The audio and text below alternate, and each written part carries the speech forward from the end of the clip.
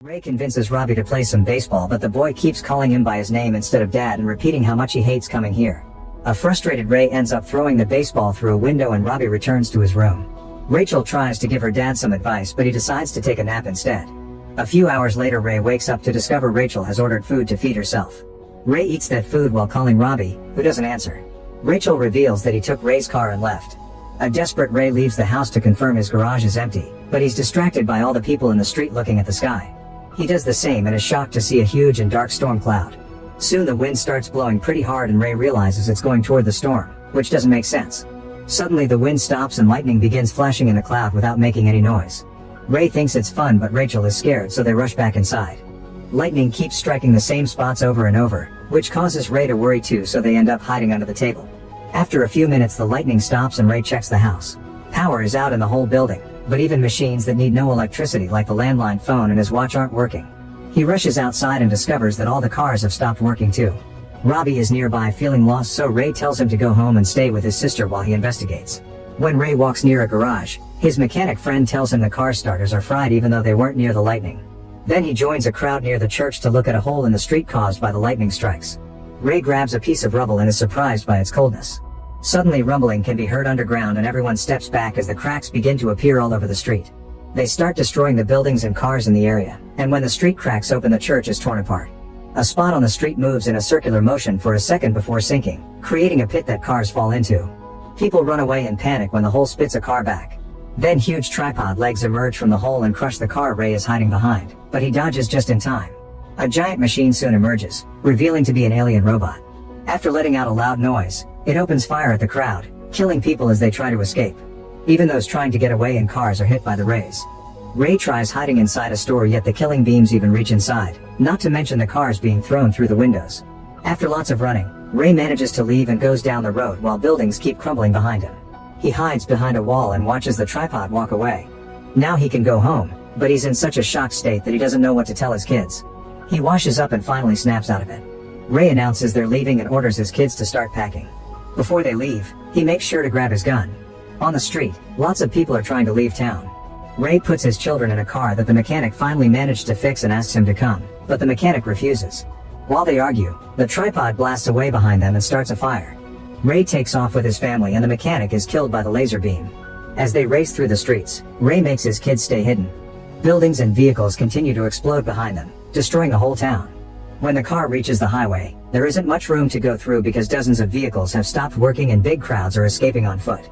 Rachel can't stop screaming, so Robbie tries his best to calm her down. Ray tells them everything he saw and theorizes that the lightning storm came to wake the machines up. Eventually they make it to Mary's neighborhood, which hasn't been attacked yet, and they decide to stay in her house for now. Robbie tries to call his grandparents' house, but the line is dead. The supplies Ray brought from home are just a bachelor's leftovers, so the only thing he can make are peanut butter sandwiches. However, Rachel has to remind him that she's allergic. Neither kid wants to eat and Ray throws the bread at the window in frustration. When night falls, he announces they'll sleep in the basement for safety. In the middle of the night, the family is woken up by branches shaking, flashes of light, and some growling noises coming from the window. Suddenly a screech echoes in the area and the whole house quivers as the lights get brighter. The noise becomes a high pitch, so Robbie drags his family into a sub-basement room right before debris comes flying through the window in flames. Ray manages to close the door before the fire reaches them, and now the trio is left in darkness. The next morning Ray comes out and finds the basement in ruins. When he goes upstairs, he discovers that most of the neighborhood has been destroyed by a plane crash. There's a news crew scavenging for food, so he asks for information. It turns out that these alien machines have appeared all over the world and are being piloted by the aliens that came down in the lightning storms. They are also equipped with impenetrable shields, meaning the military has been fighting a lost battle. At that moment they hear a noise, so the news crew immediately leaves. Ray gets his family and Robbie needs a moment to stare in shock at his destroyed home before joining the others in the car. When they reach the countryside, Ray explains they'll go to Boston to find Mary. Robbie keeps saying he wants to go back and fight the aliens, so he and his dad end up arguing. When Rachel says she needs to go to the bathroom, Ray stops the car so she can go in the woods. She approaches the river and is horrified to see hundreds of bodies floating. Ray notices this too and quickly brings her back to the car. When they see a military convoy pass by, Robbie begs them to take him with them because he's desperate for revenge. Ray starts arguing with him again, but it's Rachel who convinces her brother to get back in the car. During the trip, Robbie won't stop mopping, so Ray lets him drive even though he doesn't have a license. In the evening they reach an area where lots of refugees are trying to find a way to escape. Robbie gets scared and passes the wheel back to his father. The crowd soon surrounds the car, pounding on it as they beg to be taken along. When a man jumps on the hood, Ray speeds up to push him off. The others get angry and throw objects at the vehicle, blocking his vision. Ray almost runs over a person and has to dodge at the last second, so the car ends up crashing against a pole. The crowd uses the chance to shake the car and break the windows without caring if they bleed in the process. Robbie and Ray are pulled out and Ray has to fight a bunch of men to stop them from getting to his daughter. There are too many of them and not even Robbie's help makes it fair, so Ray tells Rachel to get out. However, people are starting to climb inside through the broken windows and she has no room to move. Suddenly Ray shoots his gun in the air, which finally gets people to back away.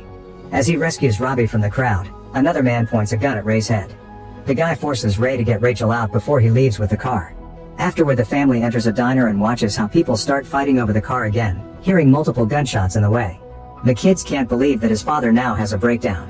Moments later, the trio joins the crowd crossing the bridge on foot and sees thousands of missing people signs. Those who heard some information from the news confirm it's happening all over the world and Europe got the worst of it. Eventually they reach a town that still has power and even the train passes by. At the Hudson docks, volunteers are asking for blood donations. Ray is surprised to find an old friend in the crowd but is distracted when he sees birds flying away. At that moment some tripods appear on the hills and everyone panics. The military starts blocking the ramps to stop the overwhelming crowd from storming the ships, which don't have any room left. As cars fall into the ocean, Ray's friend begs for help but he doesn't hear her because he's rushing to get his kids on the boat right before the ramp closes. Ray then realizes that there's room after all, but no matter how much he asks the officers, they don't let anyone else aboard. People are so desperate that they even try hanging on the ramps and end up falling when the ship takes off. Robbie quickly climbs to the top of the ramp from the other side and helps the people who are still hanging on. Suddenly a whirlpool appears in the water and a tripod rises in front of them. It turns one of the ferries over, causing people and cars to fall into the sea. A vehicle pushes Ray's family underwater and they can see refugees trapped inside it. While the other ships are also flipped over, Ray and his kids reach the surface and start swimming as fast as they can to avoid the tripod's tentacles, which are fishing people out of the water. Thankfully, the family manages to reach the shore and they watch in horror how the tripods continue to chase people on land too. The trio keeps on running and enters the forest, where pieces of people's clothes are falling from the sky. They join a crowd going down the road and Robbie starts hurrying up when he sees another military convoy passing by. Jets fly above them as they join the convoy to fight a battle on the hills. Ray has to put Rachel down and run after Robbie to stop him from joining the battle. Explosions are going off all over the area as Ray shakes Robbie to make him see sense.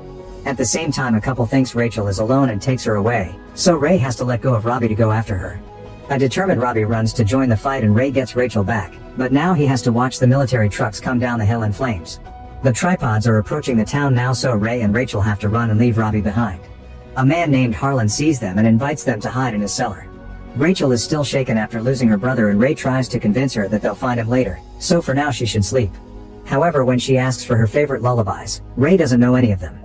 He sings a random song and after Rachel finally falls asleep, he accepts a drink from Harlan, who has lost his whole family but has supplies in the cellar that could last them for a while. Harlan realizes that if the machines were underground, it means the aliens were here before humanity and they've been watching them all this time. Suddenly the building shakes and some debris falls from the ceiling, creating a hole in the cellar. Harlan takes Ray to the window and shows him that the tripods are settling down. He then reveals that he let Ray hide with him because he hopes they can fight the tripods together. Among the rubble and on the walls, Ray finds some mysterious red vines. Then Ray hears a noise and makes everyone hide right before a tripod tentacle enters the cellar. When it gets distracted by a rat, Ray uses the chance to sneak around and reunite with Rachel. They move every time the tentacle changes direction so they can avoid being seen. Harlan gets ready to attack it with an axe but Ray gestures to convince him not to do it, so Harlan carefully walks under it to join Ray instead. Unfortunately, he makes a noise and gets the attention of the tripod, but Ray finds a mirror and they quickly hide behind it. The tentacle falls for the trick and almost leaves, however it comes back when it sees a foot moving. The group moves fast and escapes before it can find them, leaving a shoe that convinces the tripod that nobody is there. The tentacle finally leaves the cellar, however some ripples in the water indicate something else is coming. After hearing something breaking, the trio turns off the lights and hides again. Now the actual aliens come inside and get dangerously close to the group, who wait for an opening to change their hiding spot. Harlan retrieves his gun and wants to shoot, but Ray silently struggles with him to stop him while the aliens curiously look at human objects. When Harlan manages to get his gun back from Ray, a horn calls the aliens back to their tripods. The red vines continue to expand through the whole basement and Harlan screams when he sees something at the window. Ray takes a closer look and discovers that the aliens are capturing people to drain their blood. Then they spray the blood over the land to fertilize the red plant. A desperate Harlan begins digging a hole in the cellar, thinking he can make a tunnel that reaches the subway stations in the city. He keeps shouting "not my blood" and hits Ray with the shovel when he tries to stop him. Then Ray blindfolds Rachel and tells her to sing while she covers her ears.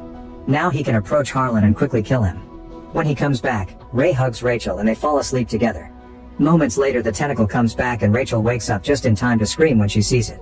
Ray immediately hits it with the axe to bring it down while Rachel runs upstairs. Then he strikes it over and over until it breaks. The tentacle goes away but Rachel is still screaming, so Ray rushes upstairs to find her. When he opens the front door, he's horrified to find vines and blood all over the yard. Ray searches for his daughter and when he reaches the top of the hill, he notices that the blood is covering the whole area. Suddenly a tripod lands behind him so Ray has to run. He tries hiding inside a truck but the tripod picks it up and starts destroying it. Before it can kill Ray, it gets distracted when it hears Rachel screaming nearby. It picks her up and walks away, destroying more buildings on its way. As Ray runs after it, he finds a military truck and gets some grenades, which he starts throwing at the robot.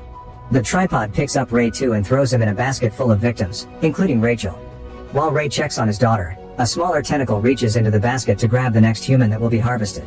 The next time the tentacle comes, Ray pushes Rachel out of the way and gets taken instead. A man immediately grabs his hand and the crowd helps him pull him back. On his way out Ray leaves the grenades inside the machine and after lots of effort from the others, he's back in the basket. The grenades explode and the tripod starts falling apart, causing blood to spill all over the place and the baskets to fall. Thankfully they land on plants or trees and everyone is safe while the tripod collapses. In the morning, Ray, Rachel, and the crowd finally reach the city, where birds are feeding on the alien vines. Ray grabs the strange plant and notices it's white now, which means it's dying. Nearby there's a tripod collapsing on a building and a soldier explains they didn't defeat it. The machine just started behaving erratically and went down on its own. The soldiers escort the crowd through the city but soon another tripod appears. It's barely moving and the birds are already flying above it. Ray realizes that if the birds are close then the shield must be down, so he tells the soldiers. They immediately get into position and open fire, successfully shooting down the tripod until it falls on a building. A hatch opens on the tripod and the alien pilot tries to crawl out, but it instantly dies. Afterward Ray takes Rachel to his in-laws' house, where they happily reunite with Mary and even Robbie. Later scientists discover that it was local bacteria that killed the aliens.